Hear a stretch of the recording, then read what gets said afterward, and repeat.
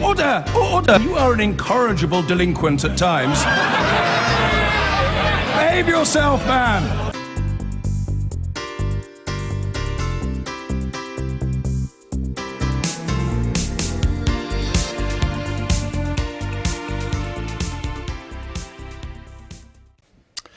So the referendum campaign is hotting up, and what would normally be fairly dry stories suddenly assume great significance.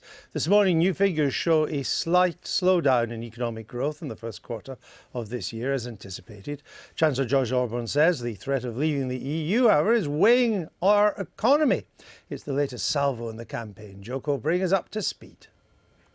Earlier this month, the Treasury released analysis in which they claimed leaving the EU would cost British households £4,300 by 2030.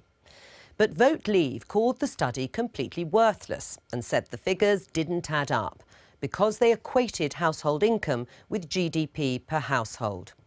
Then last week, US President Barack Obama arrived in the UK to issue a warning on future US-UK trade deals. He said Britain would be at the back of the queue when drawing up future trade deals in the event of a British exit from the EU. And Mayor of London Boris Johnson got himself into hot water after arguing the president's part Kenyan ancestry may have led to a dislike of the British Empire. On Sunday, Home Secretary Theresa May made her first intervention in the EU debate. She argued Britain should remain in the EU, but admitted free movement of people makes it harder to control immigration to the UK. And on Monday, leading Leave campaigner Michael Gove launched a campaign arguing Britain will face a migration free-for-all unless it leaves the European Union. Andrew. Thanks, Joko. Liam Fox, the OECD this morning, probably the most famous international think tank, has now said that incomes in Britain will be hit if we leave the EU. So we've now got the OECD, the IMF, the IFS, the World Bank, 6 US former Treasury secretaries, all saying roughly the same thing. What international think tanks do you have on your side? Well, it's a question of why they're saying these things and the assumptions that they're making. And I think that they're making many of the wrong assumptions. If you look at the Treasury's own report, for example, which brought and quoted a lot of these organisations, it assumes that we wouldn't have any bilateral trade negotiations that were successful in the opening period. It doesn't take into account the cost of regulation on British industry and the fact that we could be freed from some of that. So I think you have to look at the wider picture. And I think that today's figures that Joe was referring to are very interesting, because at 2.1% annual growth, we would normally be saying, the Treasury would normally be saying, that's wonderful, against the headwinds of the stock market. More than a trend rate in Q1. Yes, but we've had these strong disruptions of international stock markets at the beginning of the year, so that's quite a good figure. And I'm afraid that I think this rather childish obsession with blaming everything that we have in our economy on the European referendum doesn't wash. First of all, this quarter's too far back and wasn't really affected by this. Right, but I understand that. But let's come back to my question. Are you saying that you're right and the IMF, the IFS, the World Bank, the OECD, the US Treasury are all wrong? They all said we would benefit from being in the exchange rate mechanism, and they all said we would benefit from being in the euro. And thank God we didn't listen to them. So you are right, a graduate of medicine from the University of Glasgow, and all these people are the IMF, the IFS, the World Bank, the OECD, the British Treasury, the US Treasury, they're all wrong. I think they were all wrong on the euro. If we had followed So you think they are? I think if we had followed their advice and we'd been part of the single currency, we'd now be facing what's facing many of the economies in Europe. The fact we stayed out of that project was against all the advice we were getting at the time. And thank goodness John Major took that decision. So why hasn't Vote Leave managed to come up with a reputable and independent think tank or study that makes the right assumptions and shows the opposite of them?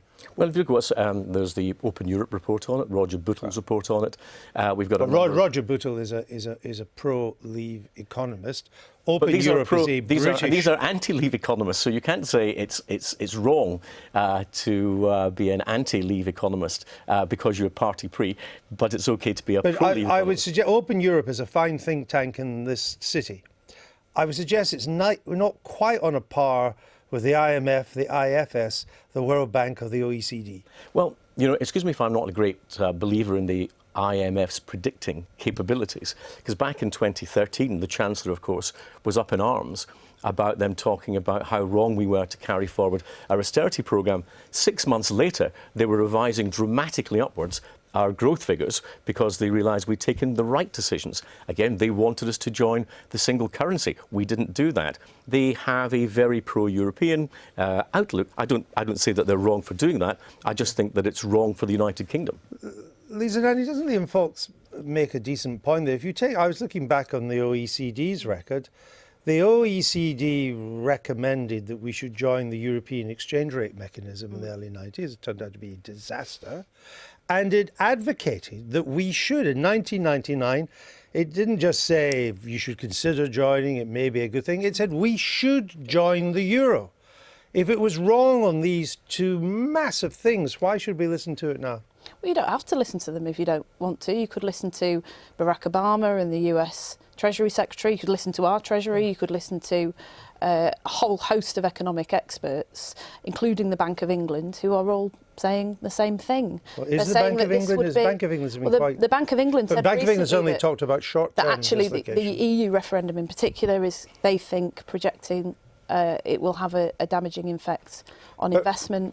And, you know, you could listen to any of those experts if you want. You don't have to listen to the OECD. Well, and, you know, I was listening to what Liam said, and I don't really agree with him, actually. I remember when we were having the debate about whether to join the euro, and you could actually find credible economists on both sides of the argument. But what we're seeing with this... But all these groups are on one side of the argument. But actually, it's really difficult to find anybody credible in economics who's prepared to back your case, and I think British people need to think about that very seriously in advance of the referendum, because this is a really big decision that is going to have a huge impact on our economy. Other than Roger Bootle, do you have people credible in economics who are on your side?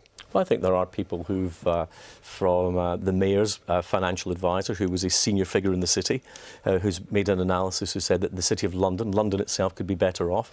And I think you have to look at it in the wider context. First of all, to take up this point about our own Treasury. And, you know, our own Treasury, we're making this projection in this report that takes us 14 years ahead. And without being disloyal to my colleagues in the Treasury, let's face it, they got both the deficit figure wrong for this year, which we got just a couple of weeks ago, and they got the growth figures wrong for this quarter. So prediction is a very dangerous thing to do. But I think it is important also to see it in its wider context. And we have a wider debate here than just this narrow element, because there's an element here. I want to leave the European Union. I've always made it very clear, because I want to get control of making our own laws. I want to get control of keeping our own borders and spending our own money. And these are huge issues. If you take one of them, greater control, though, Liam. Well, we will have. Let me tell you. Stepping out of the European Union. Well, let me give you one example. Refusing to actually take collective action on the big issues that affect our lives, whether it's climate change. What we're seeing today is on economics, example, our financial service industry, which was the one that people said will be most at threat from uncertainty over the referendum, has actually been the strongest part of our growth in this quarter. So it doesn't actually add up at all. That is causing uncertainty. I'll give you one example. No. What you're saying really doesn't make sense. You know, the argument put forward by the Bank of England, the OECD and others is that we're choking off investment because of the uncertainty created by the referendum. Companies are delaying decisions to invest, and that long-term there'll be an impact because of both investment and trade. And we're still getting more investment than any other part of the EU. Why are we getting more investment? That's what I didn't understand from the Governor. Let me leave that question. If it's just being part of the EU, why are we getting so much of it in Britain? Let's could leave debate that about this all day, I question. think. We could, but we won't. And we do. And we will. And I'll move on. Covered every tense, yes.